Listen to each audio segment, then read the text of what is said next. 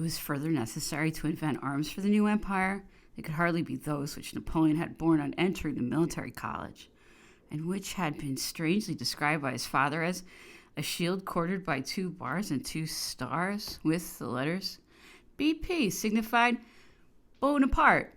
The ground of the shield red, the bars blue, and the shading yellow. This would certainly not do. Only Elisa Bacciocchi, whose chief characteristic was pride, quartered these arms, which had served for his passport to Saint-Cyr on the escutcheons of the Princess of Lucca and Piombino and the Grand Duchess of Tuscany. Napoleon thought otherwise. Besides, it was a matter of state as to what heraldic animal should be chosen to represent the empire. The affair was discussed in council. The cock was popular, but the elephant, which enjoyed an immense repute at that time, was not without supporters. The lion, being the king of beasts, nearly carried it on the rough copy of the decree regulating the cognizance of the empire. The lion figures in every case. A lion or couchant on a field azure? Napoleon has crossed out lion couchant with his own hand and written underneath an eagle spread. This was probably because André Favin, in his Théâtre d'honneur, followed by all the writers on heraldry who have furnished and invented apocryphal coats, had affirmed that Charlemagne took for his arms an eagle or a field azure. Even if the arms of Charlemagne were not accurately known, it could still be pointed out. Dithmar asserts that in the time of Louis le Debonair, and doubtless earlier, an eagle of metal was placed in the western portion of the imperial palace at Aix, and it was always the custom of those who got possession of the palace first of all to seize upon this eagle. Thus Lothair was recognized as emperor by sitting the eagle at his side, versus Aquila. The spread eagle upon the shield was Carlovingian. The perched eagle on the military standard seemed rather to be Roman. The soldiers of the Grand Army were the successors of the legionaries and naturally borrowed their ensigns from them. They regarded those with the same veneration and devotion and paid to them the same honors. The objects of the soldiers' worship were no longer flags whose soft material is faded by the sun and tattered by the wind, but eagles of imperishable metal, which, withstanding the thunder, soared aloft amid the blasts of battle, and against which bullets rained in a harmless and unpenetrating shower. But the eagle was not enough for Napoleon. It did indeed adorn worthily, and with distinction, the escutcheon of the empire, affirming the imperial dignity and recalling Charlemagne to the memory that the emperor desired to assume for himself a more personal emblem. The fleur-de-lis, which had been sewn broadcast on the carpets, hangings, and insignia of the Capetian kings, would have been scarcely suitable to match with eagles. Besides, they belonged to the old order of things, which was to be forgotten. It was necessary to choose some plant or animal from the heraldic flora or fauna which could be adopted in the place of the fleur-de-lis, and was yet known to the French historical tradition. As nothing suitable of this kind could be found in the age of Charlemagne, it was necessary to search farther back. Luckily, it was remembered that metal beads had been discovered in the tomb of Chilperic at Tournai. These are supposed to have fallen off from his royal dresser mantle and to have composed his armorial bearings. The difference between the bee and the fleur-de-lis is not great. It was said that the latter had been evolved from the former rather than from the salient toad. On the entry of Louis XII into Genoa in 1507, it was remarked that the King of France wore a dress on which were so numerous bees. Were they really bees? Or fleur-de-lis? Badly made fleur-de-lis have been seen which much resemble bees. According to Schieffelin, they were apes ex oro solidae, which possessed the king without any sting. According to Seneca and Plato, rex ipsa sina aculeo est, who is merciful and forbears vengeance.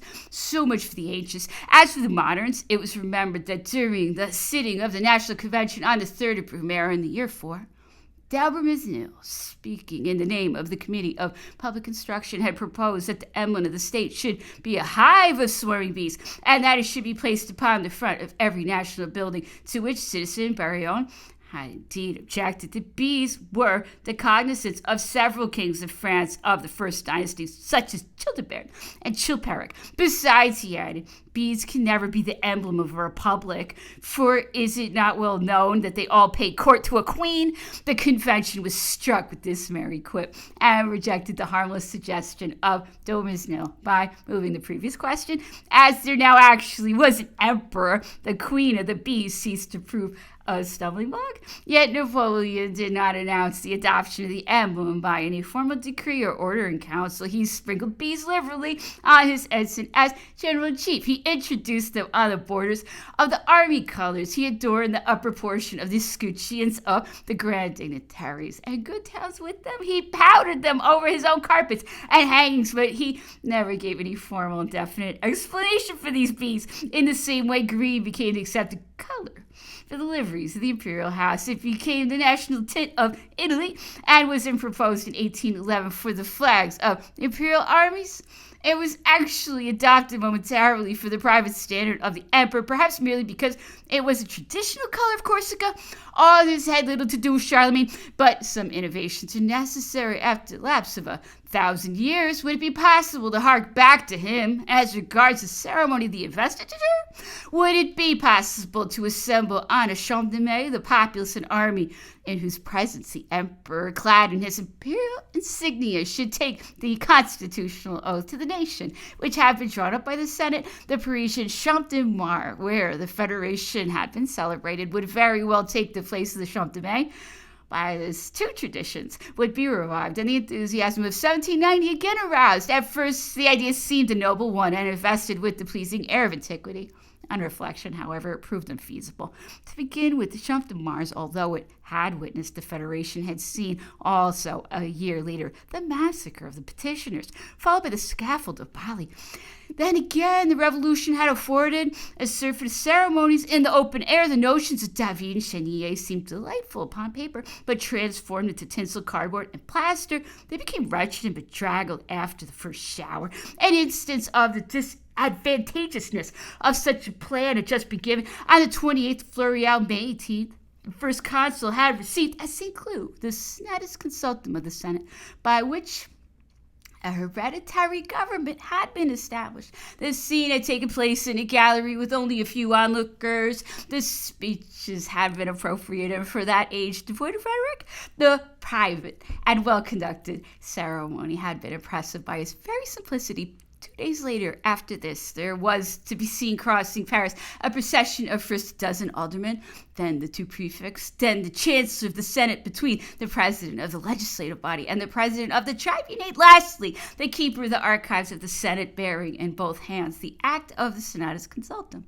In front of them went trumpeters from the garrison, the dragoon guards of Paris, and a band of music. Behind them followed all the general officers of the Parisian army, the governor, general senators, general-in-chief, general division, generals of brigade, adjutant commander, civic of the constabulary, a squad of drummers and trumpeters, and finally 4 squadrons of heavy cavalry. Bringing up the rear, the chancellor of the Senate on horseback proclaimed the new emperor at the duly appointed places before the Luxembourg, at the Place du Corps Legislatif, the Place Vendôme, the Place du Palais du Tribunal, the Place du Carousel, the Place de l'Hôtel de Ville, and at the Place du Palais de Justice. At each of these points, there was a good deal of laughter, in which some of the angry performers could not help joining. Among them was Fontaine, the president of the legislative body, clad in silk stockings and short hose. He was mounted on a horse described by him as fiery, and which he continually thought would throw him in the dirt. He was furious at the mummery, which resembled, he said,